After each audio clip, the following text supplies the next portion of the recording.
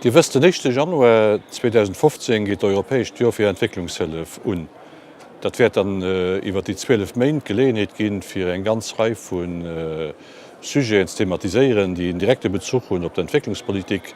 Mi hunn Chance, dat meis haut kënnen mat enger vun den Expertinnen erhalen, nämlich Madame Linda McAvan vom Europäische Parlament. Sie als Präsidentin vun der zuständiger Kommission, der Kommission für die Entwicklungspolitik. Ich bin froh, dass ich Sie hier habe. Bonjour Linda. Bonjour.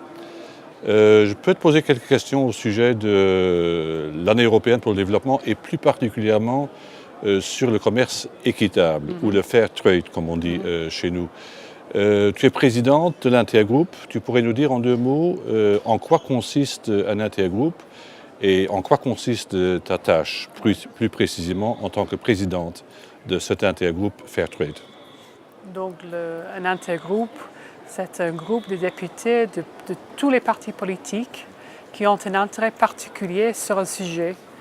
Et l'intergroupe Fair Trade s'était créé il y a 10 ans à peu près pour promouvoir les produits issus du commerce équitable au sein du Parlement et aussi de promouvoir des politiques qui favorisent le commerce équitable à travers l'Europe.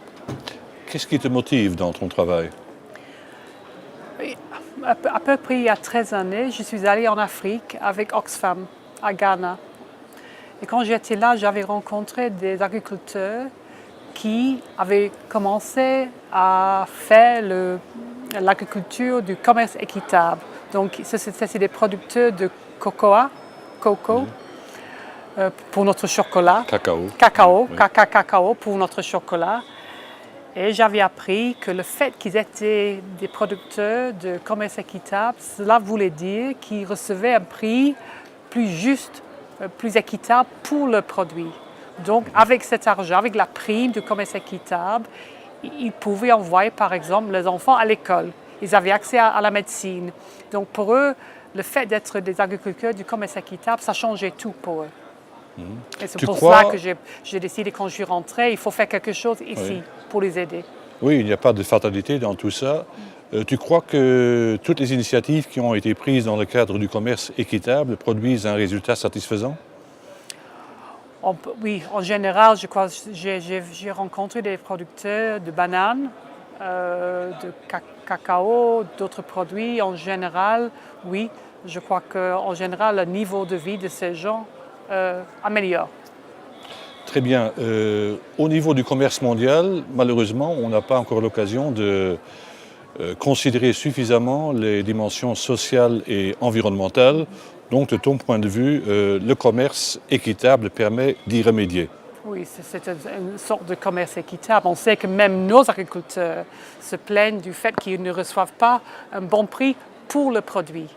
Mais c'est encore pire pour les agriculteurs dans le tiers-monde. Eux, ils reçoivent des prix qui sont vraiment bas en général. Ils ne savent pas vivre avec ça. Et le commerce équitable, avec ça, ils reçoivent un prix garanti. Et avec ça, parce qu'ils savent qu'ils ont un prix garanti, ils peuvent investir dans leur ferme, dans les agriculteurs.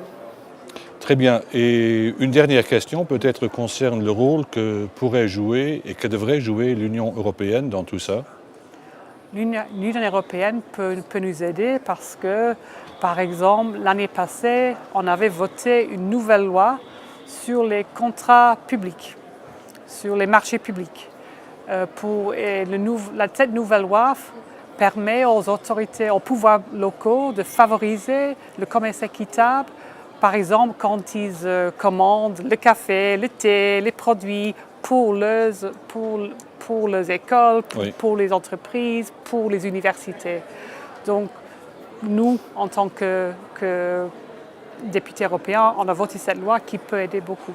Oui, je crois qu'il est encore prématuré de tirer les premiers enseignements de l'entrée en vigueur de cette directive. Néanmoins, je crois que dans 2-3 années, peut-être on devra faire une évaluation.